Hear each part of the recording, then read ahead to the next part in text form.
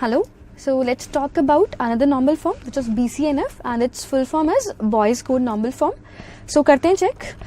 Before starting with BCNF, फटाफट से recap लेते हैं कि second normal form और third normal form क्या थी. So second normal form says there should not be any partial dependency, and partial dependency is when any non-prime attribute depends on part of a candidate key. That is partial dependency. Third normal form says there should not be any transitive dependency. Now transitive dependency is when any non-prime attribute depends on some other non-prime attribute, right? Okay. So एक छोटी सी चीज observe करो. हमारा second normal form और third normal form, x determines y, x determines y. Second normal form says that y is non-prime and x is part of a candidate key. If any attribute is part of a candidate key, that means that attribute is prime. So that means यहाँ पे हमारा x prime attribute. Third normal form के case में, transitive dependency के case में y is non prime and x is also non prime. ये होता है ना. So what I want to say is ये दोनों ही नॉर्मल फॉर्म्स वो केस डील कर रही हैं जब हमारा y नॉन प्राइम है. दोनों ही केसेस में y नॉन प्राइम है, x एक केस में प्राइम है और एक केस में नॉन प्राइम है. हमने अभी तक ऐसा कोई केस डील नहीं किया जहां पे y प्राइम है and x can be prime और non prime. Are you getting my point? I hope I am able to make the difference कि क्या क्या कवर हो चुका है अभी तक और क्या छूट गया है. So this part is actually handled by BCNF जो कि सेकेंड और थर्ड नॉर्मल फॉर्म ने कवर नहीं किया.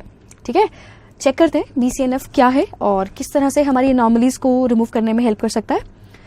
Okay, so first let's check कि BCNF का रूल क्या है. सो BCNF says if there exists any functional dependency where x determines y, x has to be a super key. Now what is super key?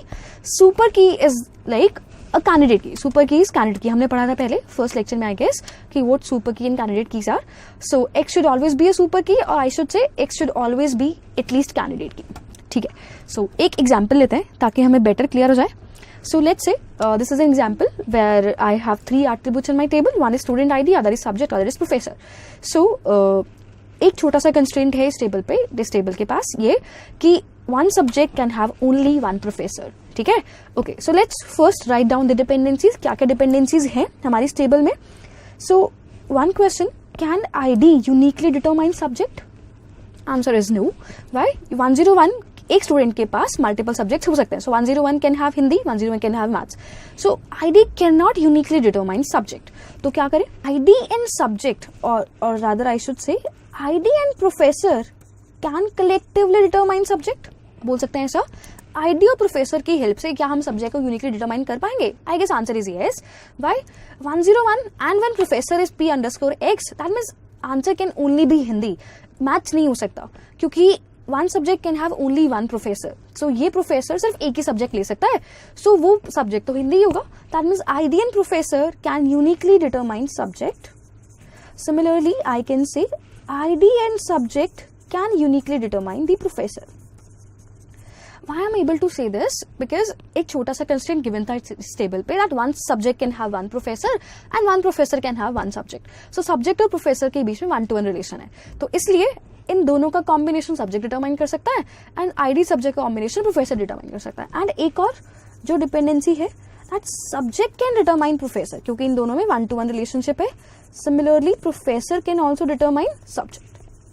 So I guess there should be these 4 dependencies. ये 4 dependencies होनी चाहिए. Okay, आगे बढ़ते हैं.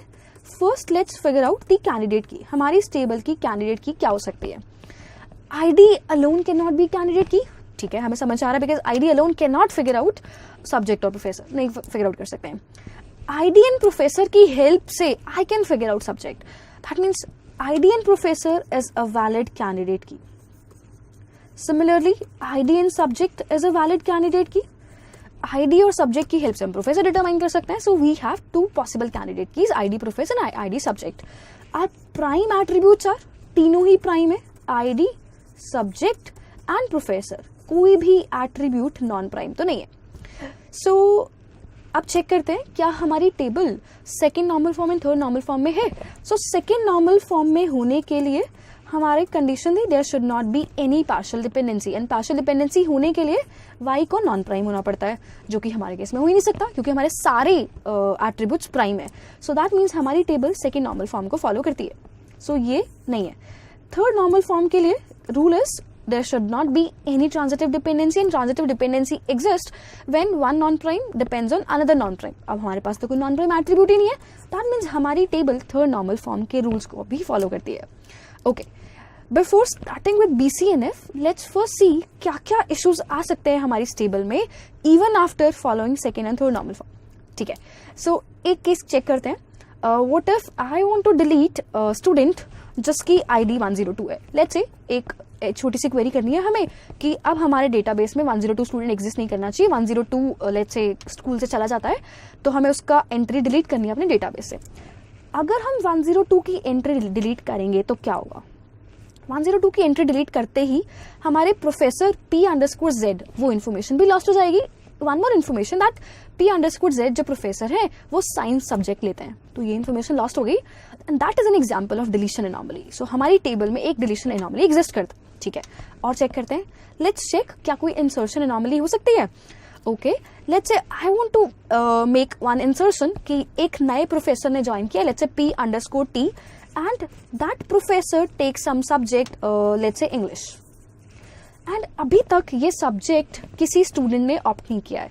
Can we insert this entry, this information in our table? Answer is no, because in that case ID has to be null, and ID null नहीं हो सकती because that is a part of candidate key.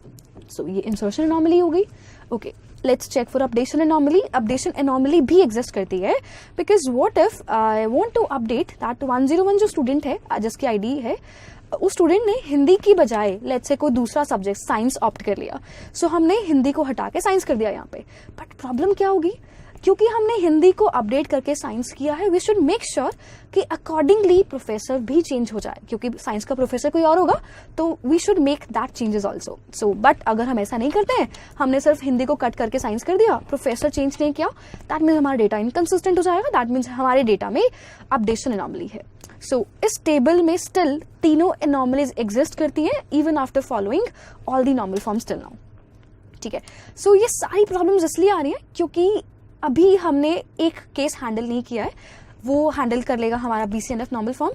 Let's see क्या कर सकते हैं. सो BCNF का rule क्या था, हमने अभी डिस्कस किया था दैट BCNF सेज कि जो भी डिपेंडेंसी एग्जिस्ट करती है, if there is a dependency x determines y, x has to be a super key, or I should say it has to be a candidate key. उसे candidate की होना ही पड़ेगा. अगर ऐसा केस नहीं है, दैट मीन्स हमारी टेबल BCNF के रूल्स को फॉलो नहीं करती. चेक करते हैं. सो ID प्रोफेसर कैंडिडेट की है, that is fine. ID subject candidate की है, and I should say super की है, that is fine.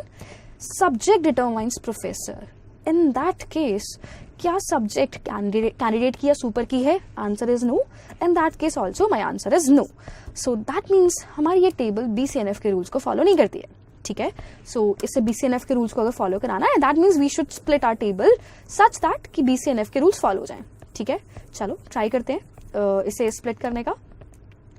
So I guess हम इस टेबल को ऐसे स्प्लिट कर सकते हैं दैट एक टेबल में हम सिर्फ इतनी इंफॉर्मेशन रखेंगे कि स्टूडेंट की ID क्या है और उसने कौन सा सब्जेक्ट ऑप्ट किया है. सो 101 उसने सब्जेक्ट ऑप्ट किया है हिंदी, 101 स्टूडेंट ने सब्जेक्ट ऑप्ट किया है मैथ्स, सेम 102 ने सब्जेक्ट ऑप्ट किया है साइंस, एंड 103 ने सब्जेक्ट ऑप्ट किया है मैथ्स. ठीक है, एक और टेबल जिसमें हम अपने इंफॉर्मेशन को स्टोर करेंगे इस जिसमें हमारे पास दो एंट्रीज होंगी, subject and it's respected professor. So that means what I can insert here is that Hindi is taken by Professor X, Maths is taken by Professor Y, and Science is taken by Professor Z. So if we do this way, I guess now my table is in BCNF. Let's verify.